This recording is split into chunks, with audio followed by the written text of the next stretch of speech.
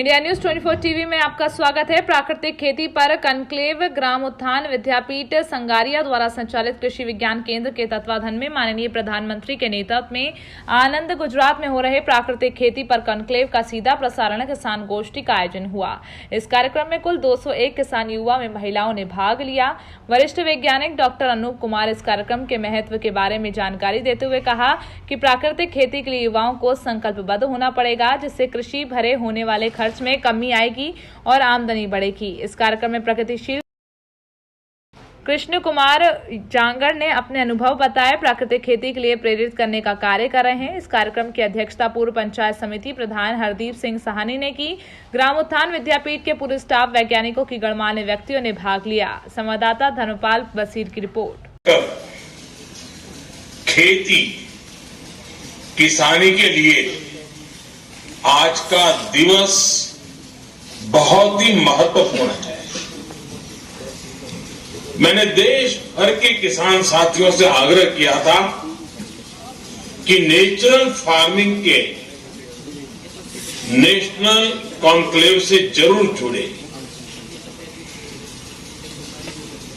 और जैसा अभी कृषि मंत्री तोमर जी ने बताया, करीब करीब 8 करोड़ किसान टेक्नोलॉजी के माध्यम से देश के हर कोने से हमारे साथ जुड़ता हूं, अभिनंदन करता हूं।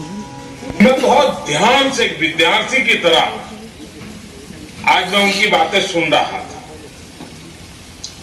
मैं स्वयं तो किसान नहीं हूं, लेकिन बहुत आसानी से मैं समझ पा रहा था कि प्राकृतिक कृषि के लिए क्या चाहिए, क्या करना है।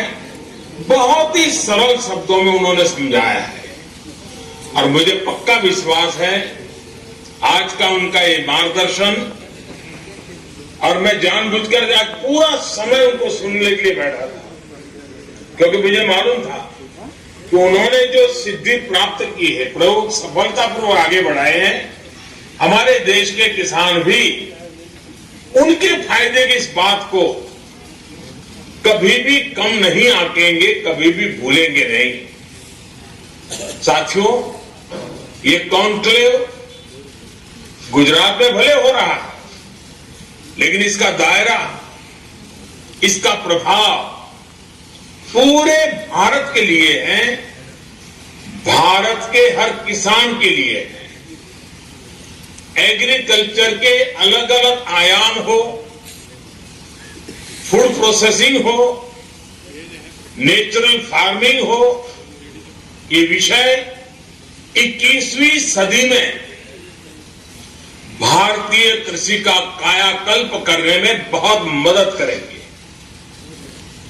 इस कॉन्क्लेव के दौरान यहां हजारों करोड़ रुपए के समझौते, उसकी भी चर्चा हुई, उसका भी कुछ प्रगति हुई है। इनमें भी इथेनॉल और बीज से लेकर बाजार तक किसान की आय को बढ़ाने के लिए एक के बाद एक अनेक कदम उठाए गए हैं। मिट्टी की जांच से लेकर सैकड़ों नए बीज तैयार करने तक, पीएम किसान सम्मान निधि से लेकर लागत का 1.5 गुना एमएसपी करने तक, सिंचाई के सशक्त नेटवर्क से लेकर किसान रेल तक अनेक कदम उठाए हैं। और श्रीमान तोमर जी ने इसका कुछ जिक्र भी अपने भाषण में किया है। खेती के साथ साथ पशुपालन, मधुमक्खी पालन, मत्स्य पालन और सौर ऊर्जा, बायोफ्यूल जैसे आय के अनेक वैकल्पिक साधनों से किसानों को निरंतर जोड़ा जा रहा है। गांवों में भंडारण, कोल्ड चेन और फूड प्रोसेसिंग को बल देने के लिए लाखों करोड़ रुपए का प्रावधान किया है। ये तमाम प्रयास किसान को संसाधन दे रहे हैं, किसान को उसकी पसंद का विकल्प दे रहे हैं।